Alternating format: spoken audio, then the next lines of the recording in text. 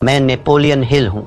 यदि आप मुझे ये 10 मिनट पूरे होश और बिना किसी भटकाव के दे सकते हैं तो मैं वादा करता हूँ कि मैं आपके दिमाग के उस जंग लगे ताले को खोल दूंगा जिसे आपने सालों से बंद रखा है।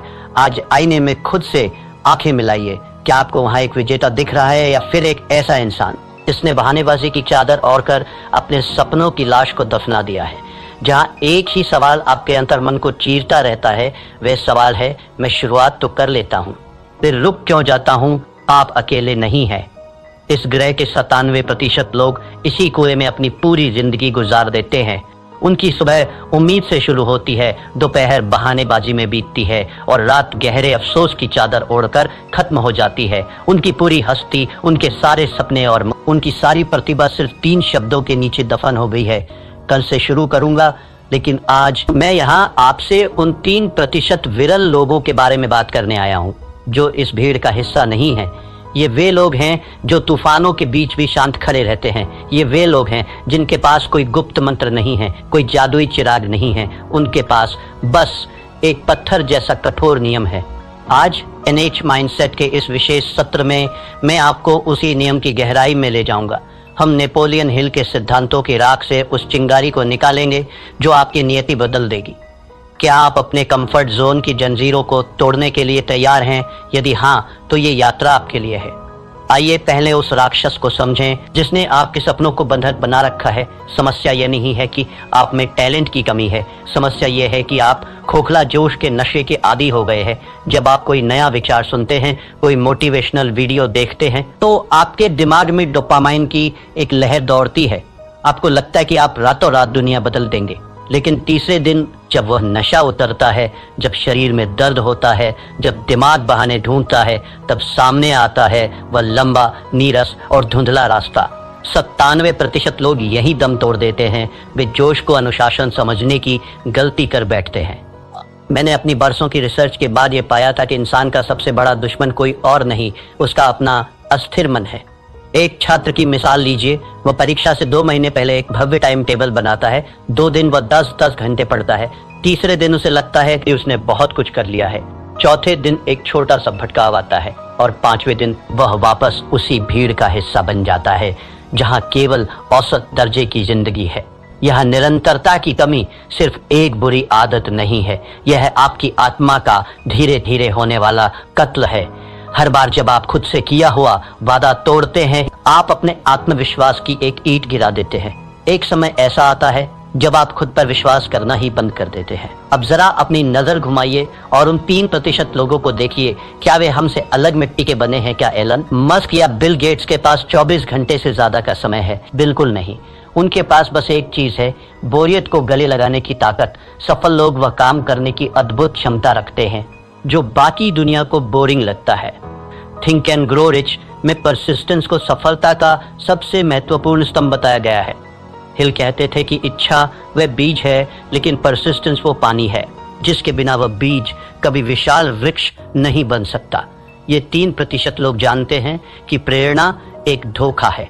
वे प्रेरणा का इंतजार नहीं करते, वे अपनी प्रणाली सिस्टम पर भरोसा करते हैं। जब उनका मन कहता है कि आज रहने देते हैं, तो उनकी अंतरात्मा गरज कर जवाब देती है, यही तो वो क्षण है जहां मैं भीड़ को पीछे छोड़ूंगा। नेपोलियन हिल ने हमें जो विरासत दी है उसे मैंने 7 महासूत्रों में संकलित किया है। इन्हें ध्यान से सुनिए क्योंकि ये आपके जीवन के मंदिर की नींव बनेंगे। पहला सूत्र, निश्चित मुख्य उद्देश्य। आपके भटकने का सबसे बड़ा कारण यह है कि आपको पता ही नहीं कि आपकी मंजिल कहाँ है। मुझे अमीर बनना है, ये कोई लक्ष्य नहीं है, ये एक खोखली इच्छा है। मुझे अगले 12 महीनों में अपने व्यवसाय से 10 लाख रुपए कमाने हैं। यह एक निश्चित उद्देश्य है। जब तक आपका लक्ष्य स्पष्ट नहीं होगा, आपकी ऊर्जा बिखरी रहेगी। अपनी डायरी उठाइए और अभी लिखिए आप वास्तव में क्या चाहते हैं। दूसरा सूत्र, सुव्यवस्थित योजना। सिर्फ ख्याली पुलाव पकाने से महल नहीं बनते। आपको उन पत्थरों को उठाने का एक सटीक नक्शा चाहिए। अपने बड़े लक्ष्य को इतने छोटे छोटे टुकड़ों में बांट दीजिए कि उसे पूरा ना करना असंभव हो जाए। अगर आपको एक लेखक बनना है तो पूरी किताब के बारे में मत सोचिए, सिर्फ रोज के 200 शब्द लिखने का लक्ष्य रखिए। तीसरा सूत्र, परसिस्टेंस। दृढ़ता चरित्र का वह हिस्सा है जैसे लोहे के लिए कार्बन। इसके बिना आप एक कमजोर धातु की तरह हैं जो दबाव पड़ते ही टूट जाएगी। जब असफलता आपके दरवाजे पर दस्तक दे तो उसे हार मत समझिए, उसे एक कठिन गुरु मानिए जो आपको अगले स्तर के लिए तैयार कर रहा है। चौथा सूत्र, the mastermind group. Napoleon Hill का मानना था कि जब दो या दो से अधिक दिमाग एक साझा उद्देश्य के लिए मिलते हैं तो एक तीसरी अदृश्य शक्ति जन्म लेती है। अकेले चलना महानता की निशानी नहीं है। ऐसे लोगों के साथ जुड़िए जो आपसे बेहतर हों, जो आपको ऊपर खींच सके। पांचवा सूत्र, सबकॉन्शियस माइंड की शक्ति। आपका दिमाग एक उपजाऊ जमीन की तरह है। यदि आप इसमें सफलता और निरंतरता के बीज नहीं बोएंगे तो जंगली घास अपने आप उगाएगी। रोज सोने से पहले अपने लक्ष्य को दोहराइए, उसे महसूस कीजिए जैसे वह सच हो चुका हो। छठा सूत्र, क्विक डिसीजन मेकिंग। सफल लोग निर्णय जल्दी लेते हैं और उन्हें बदलते बहुत धीरे हैं, जबकि असफल लोग निर्णय लेने में हफ्तों लगा देते हैं और उन्हें बदलने में चंद सेकंड। टाल मटोल आपके समय का चोर है, इसे अभी मार दीजिए। सातवां सूत्र, एक्शन ओवर थिंकिंग। अत्यधिक ओवर थिंकिंग लकवे की तरह है, ये आपकी गति रोक देता है। इसका एक ही इलाज है, कार्य। जैसे ही आप पहला कदम उठाते हैं आपका आधा डर अपने आप मर जाता है। एक पौराणिक कथा है। एक छोटे से गांव में एक साधारण कारीगर रहता था। उसने एक दिन संकल्प लिया कि वह गांव की सबसे ऊंची दुर्गम पहाड़ी पर एक ऐसा मंदिर बनाएगा जिसे देखकर देवताओं की आंखें भी फटी रह जाए। गांव के लोग ठहाके मारकर हंसे। उन्होंने कहा, तेरे पास ना धन है, ना हाथ, ना औजार, तू पागल हो गया है। उस कारीगर ने कोई जवाब नहीं दिया। उसने बस अपना एक छोटा सा नियम बनाया। वह रोज सुबह सूरज निकलने से पहले नदी के किनारे जाता, एक मध्यम आकार का पत्थर अपनी पीठ पर लादता और पहाड़ी की चोटी तक चढ़कर उसे वहां रखाता। बस एक पत्थर। एक महीना बीता, पहाड़ी पर सिर्फ 30 पत्थर थे। लोग बोले, यह मूर्खता है। एक साल बीता, पहाड़ी पर पत्थरों का एक ढेर लग गया था, पर मंदिर का कोई आकार नहीं था। लोग बोले, तू अपना जीवन बर्बाद कर रहा है। 5 वर्ष बीत गए। एक सुबह जब गांव वालों की नींद खुली तो उन्होंने देखा कि पहाड़ी की चोटी पर सूरज की पहली किरण एक भव्य सोने के कलश पर चमक रही थी। वहां एक विशाल नक्काशीदार मंदिर खड़ा था जिसकी सुंदरता का कोई सानी नहीं था। पूरा गांव दौड़कर पहाड़ी पर गया। उन्होंने चकित होकर पूछा, यह चमत्कार कैसे हुआ? तूने ये जादू कैसे किया? उस कारीगर ने अपने फटे हुए खून से सने हाथों को दिखाया और शांत स्वर में बोला, ये कोई जादू नहीं है, ये गणित है। रोज एक पत्थर बस।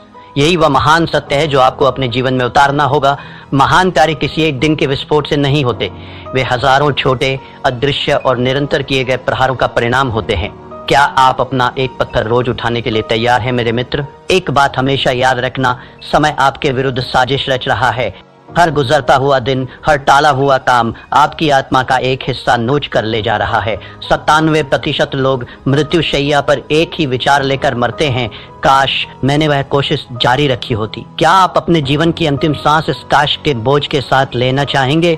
यह अफसोस दुनिया के किसी भी शारीरिक दर्द से कहीं ज्यादा गहरा और कड़वा होता है। अनुशासन का वजन ग्रामों में होता है, लेकिन अफसोस का वजन टनों में होता है। चुनाव आपका है। नेपोलियन हिल ने अपनी एक और किताब में लिखा था कि अवसर अक्सर दुर्भाग्य या अस्थायी विफलता के वेश में आता है। आज जो आप असफलता महसूस कर रहे हैं, जो आलस से आपको रोक रहा है, वह वास्तव में आपकी परीक्षा है। जो इस परीक्षा को पास कर लेता है वही उस 3% की श्रेणी में खड़ा होने का हकदार बनता है। जीवन के विभिन्न क्षेत्रों में निरंतरता का प्रभाव, ये सिद्धांत केवल पैसों तक सीमित नहीं है, ये मानवीय उत्कृष्टता का सार्वभौमिक नियम है। धन के क्षेत्र में यह रोज की छोटी सी बचत है। अगर आप रोज 1% बेहतर होते हैं तो चक्रवृद्धि ब्याज, कंपाउंड इंटरेस्ट के जादू से आप साल के अंत तक 37 गुना बेहतर हो चुके होंगे। यह गणित का चमत्कार नहीं, निरंतरता का चमत्कार है। स्वास्थ्य के क्षेत्र में यह रोज की 10 मिनट की सैर है। एक दिन में कुछ नहीं बदलता, लेकिन 10 साल बाद यही 10 मिनट आपको बुढ़ापे में भी जवान बनाए रखते हैं। संबंधों के क्षेत्र में यह रोज की वो एक मीठी बात है, वह छोटी सी परवाह है। प्यार कोई एक दिन का उत्सव नहीं है, यह रोज की जाने वाली साधना है। आत्म विकास के क्षेत्र में ये रोज की 10 पंक्तियां पढ़ना है। एक साल में आप 365 पन्ने पढ़ चुके होंगे, यानी एक पूरी किताब का ज्ञान आपके भीतर समा चुका होगा। ये संघर्ष बाहरी दुनिया से नहीं है, यह आपके भीतर चल रहा एक गृह युद्ध है। आपका मन एक सॉफ्टवेयर की तरह है जिसे सुरक्षा और आराम के लिए प्रोग्राम किया गया है। वह आपको हमेशा रोकेगा। वो कहेगा, आज सो जाते हैं, कल बहुत काम था, अभी मौसम खराब है। लेकिन आपकी आत्मा, वो दिव्य अंश जो आपके भीतर है, वह जानती है कि आप किस मिट्टी के बने हैं, वह जानती है कि आप अनंत संभावनाओं के मालिक हैं। आपको अपने मन का गुलाम बनने के बजाय अपनी आत्मा का सेनापति बनना होगा। नेपोलियन हिल कहते थे कि मनुष्य का मस्तिष्क जिसे सोच सकता है और जिस पर विश्वास कर सकता है उसे वह प्राप्त भी कर सकता है, लेकिन विश्वास केवल सोचने से नहीं आता। विश्वास कर्म से आता है। जब आप रोज अपना वादा पूरा करते हैं तो आपका दिमाग आप पर भरोसा करना शुरू कर देता है। अब वक्त है कोरी बातों को क्रिया एक्शन में बदलने का। मैं आपको एक चुनौती दे रहा हूं, 90 दिवसीय परिवर्तन योजना। पहला चरण, 1 से 30 दिन आदत का निर्माण। इस दौरान अपनी चुनी हुई आदत को सिर्फ 5 मिनट दें। चाहे बाहर तूफान आ जाए, चाहे भूकंप आ जाए, वो 5 मिनट आपकी जिंदगी के सबसे पवित्र मिनट होने चाहिए। यहाँ आपका लक्ष्य परिणाम नहीं बल्कि उपस्थिति दर्ज कराना है। 31 से 60 दिन, पहचान का बदलाव। अब आप केवल वह काम कर नहीं रहे हैं, अब आप वह काम बन रहे हैं। खुद से कहिए, मैं वह इंसान हूं जो रोज व्यायाम करता है, मैं वो इंसान हूं जो रोज पढ़ता है। आपकी पहचान बदलने लगेगी। 61 से 90 दिन मोमेंटम का जादू। इस अवस्था में पहुंचते ही जादू शुरू होगा। अब आपको खुद को धक्का देने की जरूरत नहीं पड़ेगी। अब आप एक ऐसी ट्रेन की तरह हैं जो 100 मील प्रति घंटे की रफ्तार से दौड़ रही है। अब आपको रोकना नामुमकिन है। तो मेरे साथी यात्रियों, अब आप उस तिराहे पर खड़े हैं जहां से 2 रास्ते अलग होते हैं। पहला रास्ता वही पुराना और घिसा पिटा है 97% वाली भीड़ का, जहां बहुत आराम है, हजारों बहाने हैं और अंत में एक सड़ा हुआ बदबूदार अफसोस है। दूसरा रास्ता उन 3% विरल व्यक्तियों का है जहां शुरुआत में अकेलापन है, जहां पसीना है, जहां दर्द है, लेकिन जिसके अंत में अमरता और शिखर है। आपका दिमाग अभी भी आपके कान में फुसफुसा रहा होगा, कल से देख लेंगे भाई, आज रहने दे।